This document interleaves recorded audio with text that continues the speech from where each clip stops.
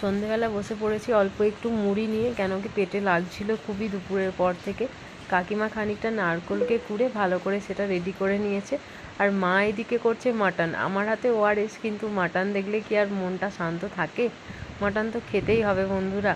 তো তারপরে যেহেতু মাটন হচ্ছে, তাই অন্ধকার থেকে বেরিয়ে আসছে আমাদের নিমন্ত্রিত গেস্ট, মানে ঘন্টু।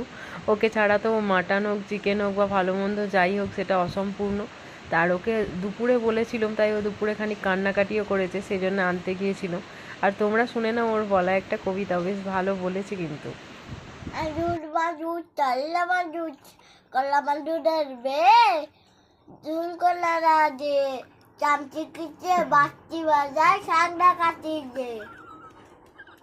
আমরা তোর কবিতা শুনে হেসেই অস্থির। তারপরে ওকে বেশ কিছুটা খাইয়ে দিই, আর ওর সেদিন খুব শরীর খারাপ ছিল, বেশি খেতেও পারেনি। তারপরে ওকে আবার বাড়ি দিয়ে এসেছিলাম কাকিমা আর আমি মিলে। যাই হোক।